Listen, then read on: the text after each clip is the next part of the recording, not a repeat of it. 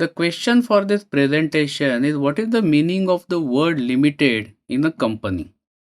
So as you can see, every company has a word private limited or just limited. For example, our company name is Epica Consulting Pte Limited.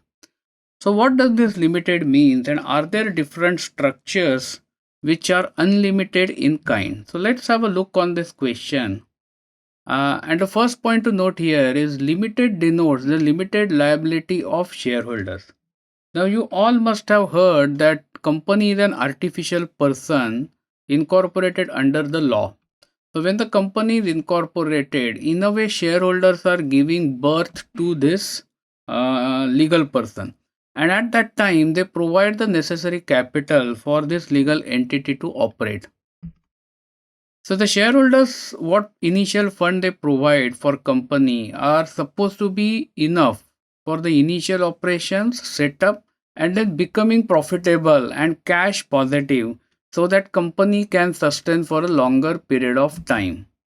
Let's suppose that in a case a person incorporates a company with $50,000 Singapore dollar share capital. In that case, once that $50,000 have been deposited in the bank account of the company, this person does not have any further liability towards the company. So basically, what this promoter is saying is that I am providing 50,000 Singapore dollars by way of share capital, and once that is provided, my liability is over. After that, if anything goes wrong, then in that circumstances, shareholder will not be paying any additional funds. Company is expected to run the operations with this initial 50,000 Singapore dollars and is expected to become cash positive and then maybe generate income and profit for the shareholders or directors. Now, in case this company gets into some trouble, and let's say that it has liabilities which are bigger than what available funds are in the company bank account, then the creditors cannot go back to the shareholders and ask them to provide additional funds. So this is one of the benefit of corporate structures where the liability is limited. And the word limited in every company indicates that the liability of the shareholders of this company is limited to what they have invested in the company. So then the logical question is, are there unlimited companies?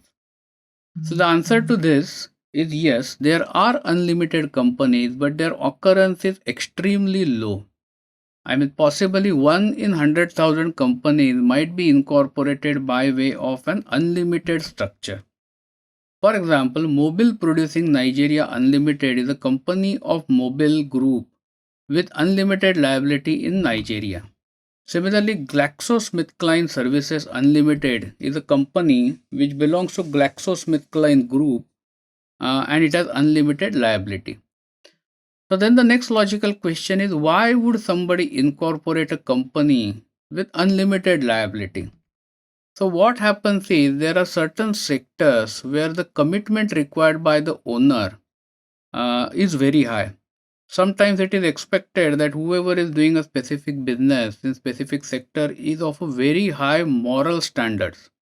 For example, you are providing services in healthcare sector, or you are doing some kind of, so let's take case of this Mobil. They are exploring oil in Nigeria, and while doing so, they are expected to be at the highest level of moral standards and not to damage environment or maybe flora and fauna or forest and nature.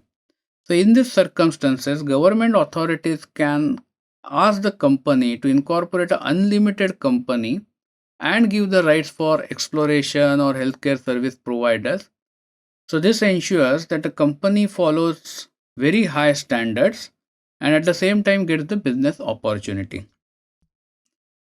So in summary, limited word in company names refers to the limited liability of the company shareholders.